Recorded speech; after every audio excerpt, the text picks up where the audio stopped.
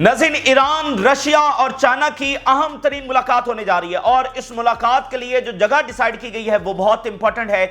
Beijing के अंदर ये मुलाकात होने जा रही है। ईरान के न्यूक्लियर के हवाले से अहम तरीन मुलाकात बीजिंग में होने जा रही है और आप कह लें कि यह अपनी नौयत की मुनफरिद मुलाकात है जिसमें बाकायदा तौर पर चाइना इन्वॉल्व हो चुका है और मुलाकात भी बीजिंग के अंदर जो है वो रखी गई है।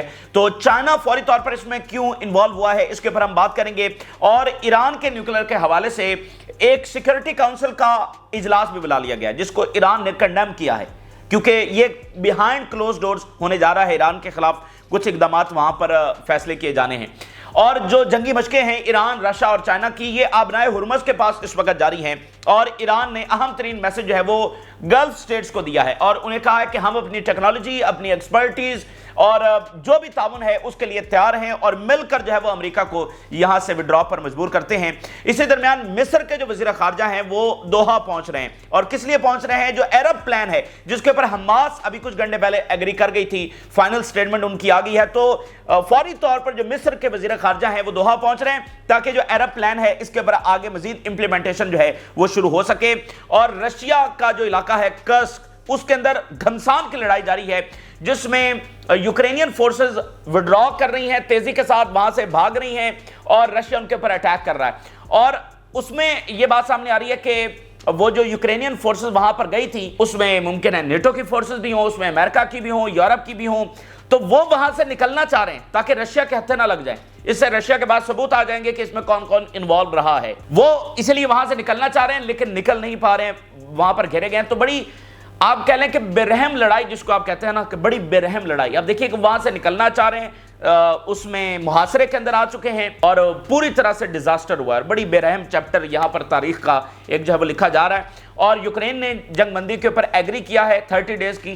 तो रशिया का इंतजार है, क्या रशिया का कोई जवाब सामने आया है या नहीं, इसके ऊपर भी हम बात करेंगे। आगाज नजर करते हैं, देखिए नेतन्याहू और ट्रंप के मामलात की जो मजीद खराबी है और अमेरिका की जानिब से जंग की मजीद ग्रीन लाइट ना देने के हवाले से अहम तरीन खबरें हमारे पास आई हैं। लेकिन हम जरा आगाज करना चाहेंगे ईरान से मुतल्लिक कुछ वेरी वेरी अनयूजुअल डेवलपमेंट्स हो रही हैं। नाज़रीन, जो मुलाकात बुलाई गई है सारी नजरें वहां पर लग गई हैं। चाइना इन्वॉल्व हो गया है ईरान के न्यूक्लियर के हवाले से और बीजिंग के अंदर मुलाकात रख ली गई है। यानी पहले रशिया और ईरान टॉक्स कर रहे थे न्यूक्लियर के हवाले से, लेकिन अब चाइना बरह रास्त इसमें इन्वॉल्व हो गया है। इनडायरेक्टली तो इनकी आपस में रोजाना की बुनियाद के ऊपर कॉपरेशन और कोऑर्डिनेशन हो रही होती है, क्या चल रहा है क्या नहीं। तो अब बाकायदा तौर पर चाइना डायरेक्टली यानी ट्राई पार्टी मीटिंग है जो यहां पर बीजिंग के अंदर जो है वो कॉल कर ली गई है। अब जरा देखिए, चाइनीज फॉरेन मिनिस्ट्री इसको कंफर्म कर रही है कि चाइना, रशिया और ईरान की टॉक्स जो हैं ईरान के न्यूक्लियर फाइल के ऊपर वो 14 मार्च को होंगी बीजिंग में, 14 मार्च यानी फ्राइडे को। और इसमें ईरान के डिप्टी फॉरेन मिनिस्टर्स, रशिया और चाइना तीनों के जो डिप्टी फॉरेन मिनिस्टर्स हैं, या मुमकिन है कि चाइना के फॉरेन मिनिस्टर इसमें शामिल हों, ये फ्राइडे वाले दिन जो है वो मुलाकात होने जा रही है। अब सवाल यह है कि चाइना अचानक से क्यों इन्वॉल्व हो गया और वो भी ईरान के न्यूक्लियर के हवाले से। देखिए, बात यह है कि चूंकि हम आपके सामने वो कंप्रीहेंसिव स्ट्रेटजी रख चुके हैं कि अमेरिका का हदफ चीन है और अब मैदान जंग एशिया है, तो अब एशिया में एक एक इकदाम को चाइना ने भी कन्फ्रंट करने का फैसला कर लिया। चाइना ने बाकायदा अपना पॉलिसी ये शिफ्ट किया है कि अमेरिका जो भी इकदामात उठाएगा एशिया के हवाले से वो एक एक जगह पर मौजूद होंगे और अमेरिका को कन्फ्रंट करेंगे। अब ये जो ईरान के न्यूक्लियर वाला मामला है, जाहिर बात है एक तो ईरान चाइना का इत्तेहादी है तो वैसे भी उनकी मदद को आना है, लेकिन ये जो ईरान के न्यूक्लियर वाला मामला है ये सिर्फ न्यूक्लियर का नहीं है, ये वो प्रॉपर ईरान की जो सरेंडर है ना, जो सबड्यू है या सबमिशन है वो मांग रहा है अमेरिका। यानी जाहिर तौर पर आप इसको न्यूक्लियर डील कह रहे हैं, ये न्यूक्लियर डील सिर्फ नहीं है बल्कि ये टोटल सरेंडर मांगा जा रहा है ईरान का। और आगे चलो मैं बयान आपके सामने रखता हूं, रशिया ने इस बात को कंफर्म किया है। तो अब देखें कि सरेंडर क्यों मांगा जा रहा है। तो जो बात वहां पर सामने आ रही है कि अमेरिका की जो इस वक्त पॉलिसी है, यानी हदफ चीन है लेकिन कि गल्फ रियासतों का मुकम्मल कॉपरेशन हासिल करना, ईरान को मतलब सबड्यू करना मुकम्मल तौर पर, रशिया को चाइना से तोड़कर अपने साथ मिलाना। तो ये एक ओवरऑल पॉलिसी है अमेरिका की जिसको वो मुख्तलिफ हवालों से इंप्लीमेंट कर रहा है।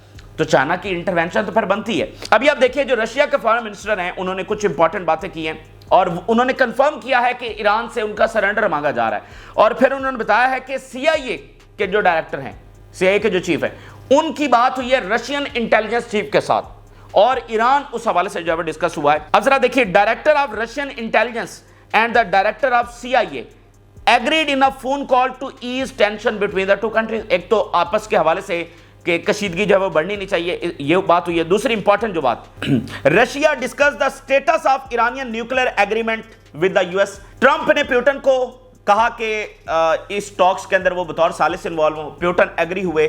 اب یہ کال ہوئی ہے جس میں رشیا نے بتایا ہے کہ نیوکلیر ٹاکس کا سٹیٹس کیا ہے، لیکن سرجئی لیوراو کا یہیں پر بیان دیکھیے. وہ کہہ رہے ہیں کہ واشنگٹن کیا چاہتا ہے، وہ لنک کرنا چاہتا ہے اس نیوکلیر ایگریمنٹ کو. یہ لائن سنیے گا، to the support for groups in the Middle East and this is doomed to fail. مطلب بہت امپورٹنٹ سٹیٹمنٹ ہے. اور رشیا کے فارن منسٹر یہ کہہ رہے ہیں کہ یہ ٹاکس کامیاب ہونے والی نہیں ہے. رشیا ثالث بنا ہوا ہے، ایران کے ساتھ ٹاکس کر رہا ہے اور بیجنگ میں مزید ٹاکس ہونے جا رہی ہیں. اور رشیا کے فارن منسٹر کیا کہہ رہے ہیں، یہ ٹاکس کامیاب ہی نہیں ہوں گی. انہوں نے جو وجہ بتائی ہے وہ کہہ رہے ہیں کہ امریکہ یہ چاہتا ہے کہ ان نیوکلیر ٹاکس کو جو ہے وہ لنک کر دیا جائے ایران کی support for the groups in the Middle East, یعنی ایکسس آف ریزسٹنس. ایک تو ایران اپنے نیوکلیر سے پیچھے ہٹے، ساتھ ایکسس آف ریزسٹنس کی جو سپورٹ ہے اس کو بھی ایران جو ہے وہ ختم کرے. تو بھائی اس کے اوپر ایران کا جواب نہیں آیا. اس کے اوپر رشیا کہہ رہا ہے کہ یہ تو ہونے والا ہی نہیں ہے. تو اس طرح ایران سے سرنڈر مانگا جا رہا ہے. تو چائنا نے ظاہری بات ہے اس میں انوالو کرنا ہی کرنا ہے، کیونکہ ایران سے سرنڈر مانگا کیوں جا رہا ہے، اگلا ہدف چائنا ہی ہے. وہ ان کے اتحادیوں کو توڑ رہے ہیں، کسی کو سبڈیو کر رہے ہیں، کسی کو جیسے رشیا اس کو توڑ کر اپنے ساتھ ملانا چاہ رہے ہیں. تو یہ بیسیکلی بنیادی طور پر چیز ہے. اسی درمیان ناظرین ایک سیکیورٹی کونسل کا اجلاس بلایا گیا ہے اور اس کو ایران نے کنڈیم کیا ہے. Iran foreign minister says closed door United Nation security council meeting new bizarre process. ایک ایسا پروسیس ہے، ایک بیزیر پروسیس کا نام انہوں نے اس کو دیا ہے. سیکیورٹی کونسل کا اجلاس اس حوالے سے بلا لیا گیا ہے. اسی درمیان جو ڈرلز ہیں وہ ساتھ ساتھ جاری ہے. اور کہاں پر ہو رہی ہیں؟ گلف آف عمان یعنی آبنائے ہرمز کے بالکل پاس. اس انتہائی امپورٹنٹ ٹائم میں ایران، رشیا اور چائنا کی ڈرلز جاری ہیں، جہاں پر ایران پر حملے کا بھی خطرہ ہے. مڈل ایسٹ بھی ایک بڑی جنگ کے دہانے کے اوپر کھڑا ہوا ہے. دوحہ میں اتنی بڑی ٹاکس ہو رہی ہیں، سعودی عربیہ میں ٹاکس ہو رہی ہیں، یو ای کے ساتھ بھی معاملات، مطلب وہاں پر بھی کچھ چیزیں چل رہی ہیں. ساتھ ہی یہ اتنی بڑی جو ڈرلز ہیں وہ جاری ہیں. اس کے اوپر ایران کے جو نیول کمانڈر ہے ان کی بڑی اہم سٹیٹمنٹ آئی ہے. انہوں نے بتایا کہ ان جنگی مشقوں کا مقصد کیا ہے، اور بہت اہم ہے جو باتیں انہوں نے کی ہیں. اور اس میں انہوں نے دو ٹوک بات کی ہے. ایران کے نیول کمانڈر نے کہا ہے کہ ریجن کو اب فورن پاورز کی سیکیورٹی کی ضرورت نہیں ہے. یعنی فورن پاور سے وہ کیا بات کر رہے ہیں؟ امریکہ کی بات کر رہے ہیں کہ ریجن کو باہر سے کسی کی ضرورت نہیں ہے. اب یہ ریجن خود اپنی سیکیورٹی کر سکتا ہے. دیکھیں امریکہ یہاں پر کیوں موجود ہے، کس نام کے پر موجود ہے؟ سیکیورٹی کے نام کے پر موجود ہے. تو ایران کہہ رہا ہے کہ ضرورت نہیں ہے ہمیں، آپ یہاں سے لیو کریں. اور ساتھ انہوں نے گلف کنٹریز کو یہ میسج دیا ہے کہ ہم اپنی ایکسپرٹیز، اپنی ٹیکنالوجی اور جو بھی کوپریشن چاہیے آپ کو دینے کے لیے تیار ہیں اس سیکیورٹی کوپریشن کے لیے. اور پھر انہوں نے کہا ہے کہ اگر یہاں پر جنگ ہوئی تو اس کے اثرات پوری گلوبل اکانومی کے اوپر ہوں گے. یعنی کوئی تھوڑے بہت اس کے امپیکٹ آنے والے نہیں ہیں، بلکہ پورا پلانٹ متاثر ہوگا اگر ایران کے ساتھ جنگ چھڑی گئی. دو ہیڈ لائنز میں آپ کے سامنے رکھتا ہوں. آور ہینڈ از ایکسٹینڈڈ، ہم اپنا ہاتھ بڑھا رہے ہیں to the countries of the region and we are ready to offer them our expertise. ہم مطلب گلف کنٹریز، عرب ریاستوں کی طرف اپنا ہاتھ بڑھا دیا ہے اور کہہ رہے ہیں کہ ہم اپنی ایکسپرٹیز دینے کے لیے تیار ہیں. اور ایران کی اس وقت ایکسپرٹیز آپ کے سامنے ہے. The region is no longer what it once was and its countries are capable of ensuring their own security. جو ایک وقت میں ریجن ہوا کرتا تھا، آپ سے بھی اختلافات تھے، کمزور بھی تھا، اب ایسا نہیں ہے. اب تمام ریجنل کنٹریز اس کیپیبل ہیں کہ وہ اپنی سیکیورٹی خود کر سکتے ہیں. تو جو فورن پاورز ہیں یعنی کہ امریکہ، وہ یہاں سے لیو کریں. تو ان جنگی مشقوں کا مقصد جو ہے وہ یہ بتایا گیا ہے. اور جنگی مشقیں چائنا اور رشیا کے ساتھ ہو رہی ہیں. تو یہ سب کی طرف سے بیسیکلی میسج ہے، ٹھیک ہے، یہ ایک ان کی طرف سے میسج نہیں ہے. اچھا، اسی درمیان ناظرین آپ ذرا ڈسکس کرتے ہیں نیتن یاہو کے حوالے سے. جہاں پر باقی معاملات میں ناقابل یقین تبدیلیاں دنیا کے اندر ہو رہی ہیں، اسی طرح نیتن یاہو کے حوالے سے، اسرائیل کی جنگوں کے حوالے سے بھی جو معاملات ہیں وہ اسی طرح تیزی کے ساتھ ہو رہے ہیں. جو آج سے پہلے کوئی سوچ نہیں سکتا تھا، لیکن اب دنیا بدل رہی ہے تو سب کچھ بدل رہا ہے. ایک آلریڈی تلخی ہے، غصہ ہے، اختلافات ہیں، تصادم ہے، اس کے اوپر پھر کچھ مزید ڈیولپمنٹس ہوئی ہیں. یعنی پیچھے ایک بیک گراؤنڈ ہے جو آپ کے سامنے ہے، ہم پچھلے 3-4 دنوں سے وہ اپڈیٹ کر رہے ہیں، اس کے اوپر مزید ڈیولپمنٹس ہیں. پہلے ایک ہیڈ لائن دیکھیے، Netanyahu's good days with Trump administration are over. Netanyahu کے جو اچھے دن تھے ٹرمپ انتظامیہ کے ساتھ، بڑی گڈی جو باتیں ہو گئی اور ٹرمپ نے کہہ دیا کہ نیتنیاہو کے مطلب اسرائیل کے ساتھ ہیں، اور نیتنیاہو نے کہہ دیا کہ گریٹسٹ فرینڈز آف اسرائیل ہے ٹرمپ. یہ ساری اچھی اچھی باتیں ہو گئی، لیکن that good days are over now. یہ اسرائیلی میڈیا اس وقت رپورٹ کر رہا ہے. اور وہ یہ بات کیوں کر رہا ہے؟ دیکھیے مدعا یہ ہے کہ ٹرمپ جیسے باقی دنیا کے فیصلے ہیں یا باقی اپنے اتحادیوں کے فیصلے ہیں، وہ کسی سے پوچھے بغیر اور اپنے انٹرسٹ کے مطابق بس کر رہے ہیں.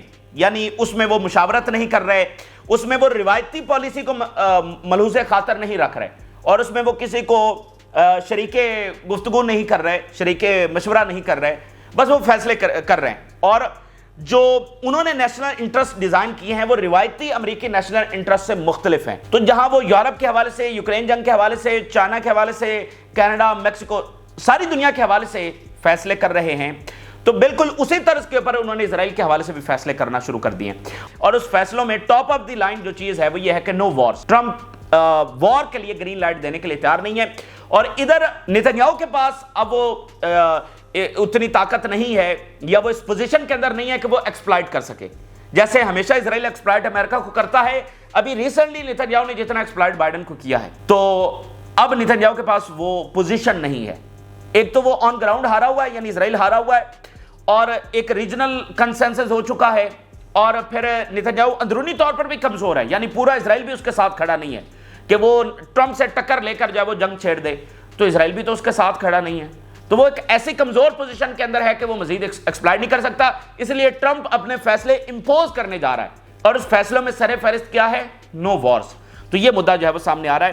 میں آپ کے سامنے کچھ ہیڈ لائنز رکھتا ہوں. وہ کہہ رہے ہیں کہ اسرائیل جو ہے وہ کمپلیٹلی اس وقت subservient to the American agenda ہو چکا ہے، ٹوٹلی سب سروینٹ ہو چکا ہے کہ جو امریکہ نے کہنا ہے وہ ان کو ماننا پڑنا ہے. And Donald Trump is currently making decisions. وہ فیصلے کر رہا ہے on behalf of Israeli prime minister Netanyahu. Netanyahu کے بہاف کے اوپر فیصلے کون کر رہا ہے؟ ٹرمپ. کہ حماس سے کیا بات کرنی ہے، کس چیز کے اوپر ایگری ہونا ہے، کیسے معاملات چلیں گے، نیتنیاہو فیصلے نہیں کر رہا ہے، ٹرمپ کر رہا ہے. اسرائیلی میڈیا کی رپورٹ آپ کے سامنے رکھ رہے ہیں. ہو از ییلڈنگ ٹو واشنگٹن ڈکٹیٹس. اور نیتنیاہو جو ہے وہ واشنگٹن کی جو ڈکٹیشن ہے اس میں بڑھتا چلا جا رہا ہے. اور انہوں نے لفظ استعمال کیا ہے کہ اس وقت اسرائیل امریکہ کے لیے ایک ہاؤس وائف بن چکا ہے. یعنی روایتی ایک ہاؤس وائف کے اوپر جیسے آپ حکم چلاتے ہیں تو ویسے حکم چلایا جا رہا ہے. Israel submissively subservient to Trump's agenda. یہ جناب ہیڈ لائن ہے. پھر آپ دیکھیے Netanyahu welcome Trump as a person who makes decision for him. جب ٹرمپ آیا تھا تو نیتنیاہو نے بڑی اچھلا کودا، خوشی منائی اور ویلکم کیا کہ یہ تو وہ بندہ آ گیا جو ہمیں چاہیے تھا. لیکن آغاز کہاں سے ہوتا ہے کہ جب سٹیو وٹکاف نے جو سیز فائر کروایا، رپورٹ کے مطابق یہ امپوز کیا گیا نیتنیاہو کے اوپر. A move Netanyahu did not want. یہ جو سیز فائر چل رہا ہے، جو پہلا فیز تھا، وہ بھی نیتنیاہو کے اوپر امپوز ہوا. نیتنیاہو یہ بھی نہیں چاہتا تھا لیکن اس کو ماننا پڑا. And United States is currently forcing Israel to implement the maritime border demarcation agreement with Lebanon. اس کے ساتھ ساتھ اسرائیل کو امریکہ فورس کر رہا ہے کہ لیبنن کے ساتھ ایک ایگریمنٹ ہے پرانا، وہ ہے میری ٹائم ڈیمارکیشن بارڈر. یعنی لیبنن ہے، اسرائیل ہے، ان کی لینڈ کا ایک بارڈر ہے، اسی کے ساتھ پھر ساتھ ہی سمندر ہے، لیکن وہاں پر کوئی بارڈر کی ڈیمارکیشن نہیں ہے کہ یہ لیبنیز واٹرز ہیں اور یہ اسرائیلی واٹرز ہیں. اسرائیلی جو وارشپس ہیں یا ان کے جو باقی نیوی ہے وہ ادھر لیبنن کے ساحلوں پر ہوتی ہے، کیونکہ لیبنن کی تو اپنی کوئی آرمی نہیں ہے، وہ روک نہیں سکتی. تو وہ ایک یعنی دھونس والی ایک بات ہے کہ وہ ان کے واٹرز کے اندر بھی اپنی منمانی کرتے ہیں. تو اس ایگریمنٹ کو کہ جس میں باقاعدہ بارڈرز کو ڈیفائن کیا جائے، وہ بھی امریکہ اسرائیل کو کہہ رہا ہے کہ اس کو امپلیمنٹ کرو. in which Netanyahu had previously described as an agreement of betrayal and surrender.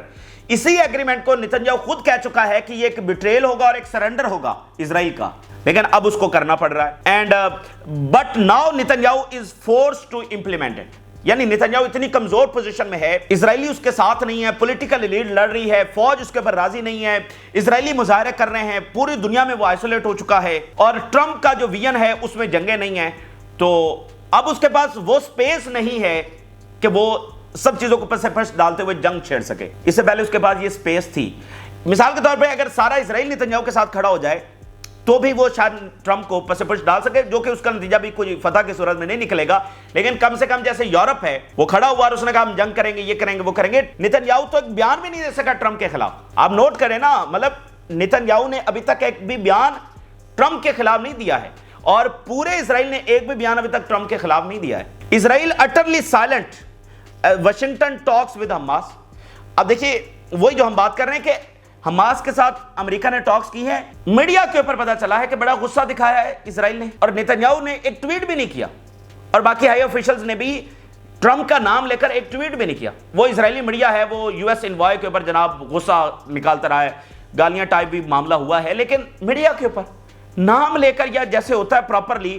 ابھی آپ دیکھیں نیتنیاہو نے کتنا ایکسپلائٹ کیا بائیڈن کو, بائیڈن کا نام لے کر ویڈیوز اس نے بنائی کہ یہ تو بائیڈن ایسا ہے, بائیڈن ویسا ہے, لیکن نہیں, یہاں پر مکمل خاموشی. The direct negotiations between the United States and Hamas were imposed on the Israeli government and the possibility of resuming them is being circulated in different spheres. امریکہ اور حماس کی ڈائریکٹ ٹاکس بھی امپوز کی گئیں, اور اب یہ اسرائیل کو خدشہ ہے اور مختلف سفیرز کے اندر یہ بات گھوم رہی ہے کہ امریکہ اور حماس ڈائریکٹ ٹاکس ریزیوم کر سکتے ہیں. یعنی امریکہ حماس کے ساتھ کسی بھی وقت ڈائریکٹ ٹاکس کر سکتا ہے, یا ہو سکتا ہے اس وقت بھی وہ کر رہا ہو کیونکہ یہ خفیہ ہونی ہے. اسرائیل also maintained sheer silence when it was revealed that Trump envoy for the captive affairs negotiating with Hamas and when he laughed at the minister of Ron Dermer. وہ یو ایس انوائے باقاعدہ مطلب interviews میں اس نے مذاق بنایا اس رون درمر کا, یہ جو اس کا خاص مشیر ہے, and in interviews he talked about having coffee with Hamas leaders. اور اسرائیلی میڈیا کہہ رہا ہے کہ اتنا سرنڈر کر چکا ہے نیتنیاہو اور اسرائیل کہ اس نے باقاعدہ انٹرویوز میں مذاق بنایا ان کا, اور یہ کہا کہ ہم نے تو حماس کے ساتھ بیٹھ کر کافی شافی پی ہے. تو یہ اس کے اوپر بھی کوئی جواب جو ہے وہ نہیں دے سکے. یہ وہی حماس ہے جو دنیا کی سیکورٹی کے لیے خطرہ تھی, جو دنیا کے سب سے برے لوگ تھے, امریکہ ان کے ساتھ بیٹھ کر کافی پی رہا ہے, اور اس وقت اسرائیل جو ہے وہ کچھ بھی نہیں کر پا رہا ہے. تو یہ بیسیکلی بنیادی چیز ہے. دیکھیں ہم پہلے دن سے, اگر آپ کو یاد ہوگا, جب الیکشنز بھی ہو رہے تھے تو ایک چیز آپ کے سامنے ڈسکس کر رہے تھے کہ جو ٹرمپ کی انپریڈکٹیبلٹی ہے وہ وقت آنے پر ہی آپ کے سامنے پتا چلے گا. آپ آج سے نہ کہیے کہ اچھا ٹرمپ تو اسرائیل کا اتحادی ہے تو وہ پتہ نہیں اسرائیل کا اتحادی رہے گا. اور دوسری بات یہ کہ اسرائیل کا اتحادی ہونے کا مطلب جنگ چھیڑنا نہیں ہے. اسرائیل کے اتحادی ہونے کا مطلب یہ بھی ہو سکتا ہے کہ جنگ روکی جائے, کیونکہ آج تمام وہاں کے think tanks, former security officials, ان کے ہسٹورینز, ان کا اس بات کے اوپر اتفاق ہے کہ اسرائیل کی بقا فلسطینی ریاست میں ہے. تو ایک طرح سے تو اسرائیل کے ساتھ کھڑے ہونے کا مطلب فلسطینی ریاست بنانا ہے. تو وہ انپریڈکٹیبلٹی جو ہے وہ آپ اب دیکھ لیجئے, ہر معاملے میں وہ انپریڈکٹیبل فیصلے ہیں اور منمانی والے فیصلے ہیں, اس میں کوئی نہ نہیں کر سکتا. یہ بنیادی چیز ہے. پھر آپ دیکھیے مزید رپورٹ میں نیتنیاہو جو کورٹ کے اندر جو معاملہ ہوا ہے اس کی بھی کچھ مزید رپورٹس آئی ہیں, اور وہ کہہ رہے ہیں کہ نیتنیاہو نے لوز ٹیمپر کیا کورٹ میں اور سلیمز ٹیبل یعنی ایسے ہاتھ مارا, اینڈ ججز ریبیوکس ہم, اور پھر ججز نے اس کو کہا شٹ اپ, یعنی اس طرح کا معاملہ ہوا کہ چپ کر جاؤ. آگے وہ بتاتے ہیں انہوں نے کیا الفاظ استعمال کیے, انہوں نے کہا کہ اپنی آواز نیچی کرو. پراپر وہاں پر جھڑپ ہوئی, اور اس نے کہا کہ یہ جو پروسیکیوٹرز ہیں, نیتنیاہو نے کہا یہ الٹرنیٹو یونیورس میں رہتے ہیں, یہ پتہ نہیں کون سے دنیا میں رہتے ہیں. And they had put me through hell, پیچھے وہ الفاظ آئے تھے نا کہ انہوں نے میری زندگی میزریبل بنا دی ہے. اب نئی رپورٹ میں پتا چلا ہے کہ نیتنیاہو نے کہا they have put me through hell, جہنم میں مجھے ڈالا ہوا ہے. اور اس کے ساتھ نیتنیاہو فرسٹریشن بوائلڈ اوور, مطلب پوری طرح سے فرسٹریشن میں تھا اور آپے سے باہر ہو گیا. اینڈ جج who had reminded Netanyahu to lower his voice, تو اس ٹیبل کے اوپر ہاتھ مارا اور اونچا اونچا بولنے لگ گیا. اور جج نے کہا, خاتون جج تھی, اس نے کہا اپنی آواز نیچی کرو. یہ نیتنیاہو کا حال ہے. اور پھر اس کے اندر مزید رپورٹ میں بتایا گیا ہے کہ اسرائیلی میڈیا کو, دو تین ایسے میڈیا ہیں جو اس کے خلاف پوری طرح سے لکھ رہے ہیں, ہیرڈز اور ولا ویب سائٹ ہے ایک ان کا میڈیا, وہ پوری طرح سے 300 ٹائمز اٹیمپٹس کی گئی ہیں ان کو سبڈیو کرنے کے لیے. اس کا کیس بھی نیتنیاہو کے اوپر جو چل رہا ہے. اسرائیلی جو اپوزیشن لیڈر ہے اس کا بیان دیکھیے, وہ کہہ رہا ہے کہ ہم ایک ایسی سچویشن کے اندر ہیں جہاں پر ہم دو انداز کے اندر بیک وقت ہار رہے ہیں. اور وہ کیسے کہ جو ہمارے پریزنرز ہیں ان کو بھی حماس نہیں رہا کر رہی, and Hamas is getting a ceasefire for free. اس سے بڑی مجھے بتائیے شکست کیا ہوگی. پچھلے دنوں ہم آپ کے سامنے یہی بات رکھ رہے تھے نا کہ 2 سے تو سیز فائر ایکسپائر ہو چکا ہے. اگر یہ حملہ کر سکتے تو کر دیتے حملہ, سیز فائر تو ہوا نہیں.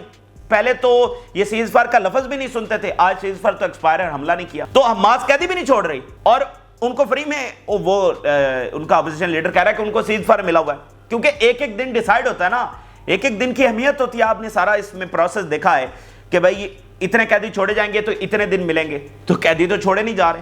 تو یہ اسرائیل کی شکست نہیں تو اور کیا ہے. پھر وہ کہہ رہے ہیں کہ سٹاپنگ دا وار has a political price and Netanyahu doesn't want to pay it. अब जो इसराइल में ये वाली बात भी इंपॉर्टेंट है कि जो इसराइल में ये बात भी एस्टैब्लिश हो रही है कि नेतन्याहू पॉलिटिकल पर्पस के लिए जंग को जारी रख रहा है, यानी इसका ताल्लुक इजराइल की सिक्योरिटी के साथ नहीं है। ये बात हमास कहती रही है या बाकी मगरबी मीडिया ने भी इसमें लिखा है, लेकिन जो ये बात इजराइलियों के अंदर एक तस्लीम की सतह पर पहुंच रही है, इसको ये एडमिट कर रहे हैं, तो नेतन्याहू का जो ओवरथ्रो है, उसका फेंका जाना है बाहर, वो और सॉलिड डेवलपमेंट्स में बदल रहा है, यानी उसके खिलाफ जो सॉलिड इकदामात हैं वो और बढ़ते चले जा रहे हैं। कि जब ये वाज़ेह हो गया कि नेतन्याहू सिर्फ अपने जाती मकसद के लिए कर रहा है, इसका इजराइल की सिक्योरिटी के साथ कोई ताल्लुक नहीं है, तो फिर इजरायली इसको क्यों कबूल करेंगे?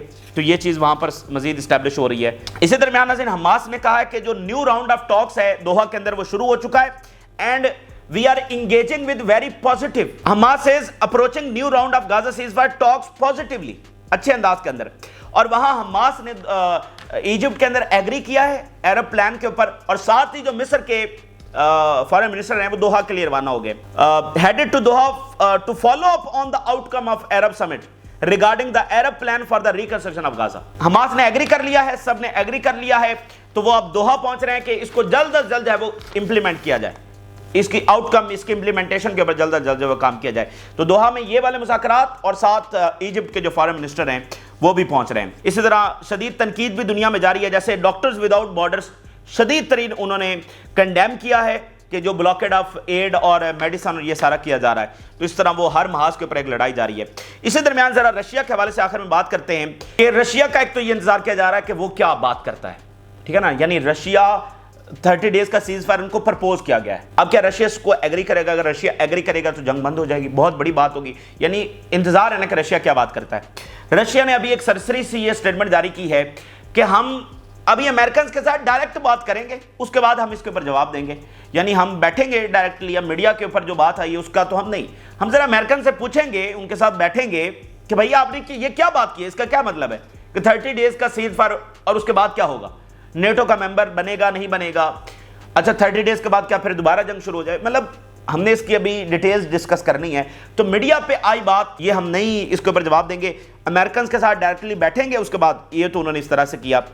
और यूएस एडमिनिस्ट्रेशन ये कह रही है कि जो पिछली सैंक्शंस लगी हुई थी अमेरिका पर वो उसी तरह इंटैक्ट है, और अभी जो आर्म सप्लाई है वो भी यूक्रेन को शुरू हो चुकी है। लेकिन इसी दरमियान नाज़रीन भयानक लड़ाई जारी है कर्सक रीजन, जो कि रशिया का इलाका है जिसमें यूक्रेनी फौज दाखिल हुई थी, और वहां पर घमसान की और बेरहम लड़ाई इस वक्त जारी, बेरहम लड़ाई, और वहां पर जो यूक्रेनी फौज है वो पूरी तरह से ट्रैप हो चुकी है। पहले इनको रशियंस ने कहा कि आप सरेंडर कर दे, और इन्होंने सरेंडर करने से इनकार कर दिया, और अब ये वहां पर ट्रैप हो चुके हैं और निकलने की कोशिश कर रहे हैं, लेकिन निकल नहीं पा रहे हैं। अब जरा देखिए, Russian forces target Ukrainian forces withdrawing from कर्सक inflicting heavy losses, शदीद तरीन उनका जानी नुकसान जो है वो हुआ है।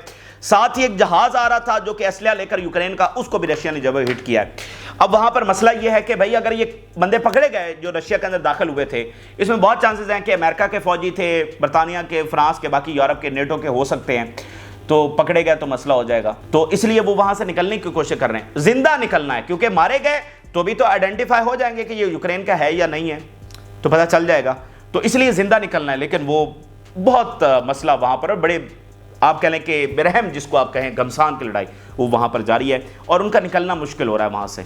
तो ये इस वक्त की ताज़ा तरीन तफसीलात हैं जो आपके साथ शेयर किया। आपने राय जरूर आगा करें, जिन लोगों ने चैनल को सब्सक्राइब नहीं किया उनसे रिक्वेस्ट करेंगे कि चैनल को जरूर सब्सक्राइब कर लें ताकि हर आने वाली वीडियो आप तक पहुंच सके। इजाज़त, अल्लाह हाफिज़।